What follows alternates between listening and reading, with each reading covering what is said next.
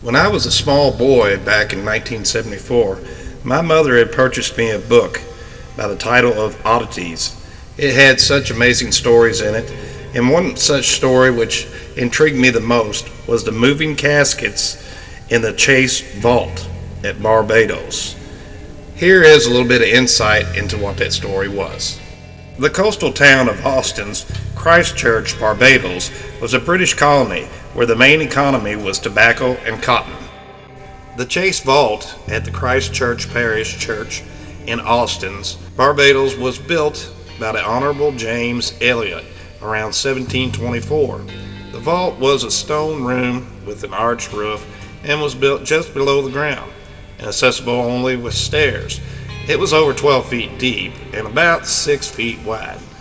There is some conflicting information from various sources, but it looks like Elliot was buried in 1784, and then his wife, Elizabeth, who died on May 14, 1792, was interred there as well, but there are also reports that Elliot never used the tomb, and only his wife was buried there. Then the tomb was brought by the Wolford family in 1807. A woman named Thomasina Goodard was buried in the Chase Vault. When the tomb was opened, it was discovered that the buried body of the Honorable James Elliot and his wife was missing.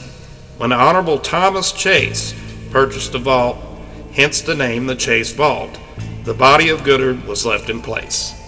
Here is where the story takes a very bizarre turn of events. On February the 22nd, 1808, the 2-year-old daughter of Chase, named Mary Ann Marie Chase, died, and she was buried in the lead coffin in the vault. When the vault was opened in 1812 for Dorcas Chase's other daughter, Mary Ann Marie's coffin was upside down and placed in the opposite corner from where it was placed previously. Circumstances around the death of Dorcas were questionable. Thomas was reportedly very abusive to his family and his slaves, and there are rumors that Dorcas starved herself to death. Thomas died about a month later after Dorcas, and he too was buried in the vault. It is rumored that Thomas committed suicide in September of 1816. The vault was opened once again for the burial of 11-month-old Samuel Brewster Ames, and all the coffins were in disorder. When the adult Samuel Brewster, who died from a bloody slave rebellion, was interred in the vault on November 16th of that same year, the coffins had moved again. In 1819, the vault was opened once again to accept the body of Thomasina Clark, who was in a wooden coffin. And the same thing happened again. What was going on? It was noted that after each opening of the vault, the coffins were put back in their original place, and the vault was sealed. Clark was the last body to be interned in the tomb.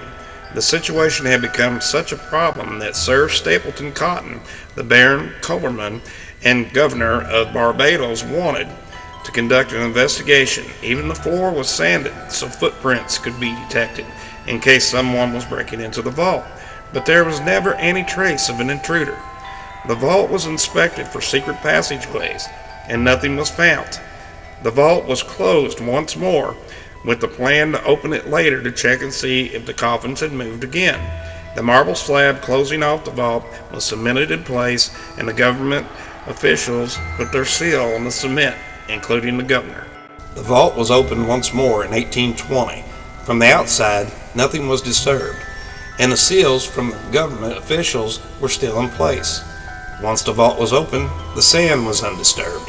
Basically, everything was undisturbed, except for the coffins. According to witnesses, the coffins looked like they were thrown around, and Mary Ann's coffin was reportedly damaged and chipped. The Chase family had enough and took the bodies and moved them. The Chase Vault remains empty to this day and has for nearly 200 years. Early accounts of this story seem to come from Thomas H. Orderson, who was the rector of Christ Church during the 1800s. Eleanor Day Jaley said in her letter that many people had been inclined to attribute them to poltergeist or other supernatural agencies. Sir Arthur Conan Doyle, the author of the famed Sherlock Holmes series, hypothesized that because Thomas and Dorcas committed suicide, that their bodies were cursed and they were to blame for the movement of the coffins. There are also beliefs that the limestone in the ground, combined with the spiritual history of Barbados, plus the fact that the area was a British colony, that there were angry spirits moving and unsettling the vault. One of the biggest explanations for the moving coffins has been flooding, but buoyancy with coffins is very tricky, as it would require a lot of water to make the coffins move. The average casket today weighs about 300 pounds, and 6 pallbearers to carry it. Thomas Chase's casket needed about 8 men to move, which means his coffin weighed more than the average coffin today and was made of lead. The vault also sits on an elevation of about 108 feet and was built on coral reef limestone, which can be porous. This means that if it rained, then the water in the vault would drain out into the ground. Earthquakes were offered as an explanation as well, but there were no major earthquakes reported between 1812 to 1820.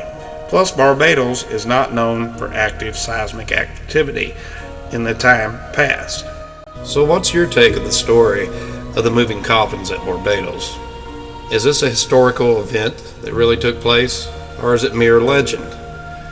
The problem with the story is that it's handed down through word of mouth in 3rd generation, and so we do know that there is records, church records, that show the existence of these people that's in the story, but what we don't know for sure is if any of them ever were put in the vault to begin with. So it's kind of a thing where you make up your own mind. As I said before, this story intrigued me as a young child, and for 46 years now, and I hope that you enjoyed this short rendition of it. I'm sure the story goes in more and more detail, but I've forgotten a lot of the story since. And until next time, let's keep it real, and we'll see y'all on the next hunt. Thank you.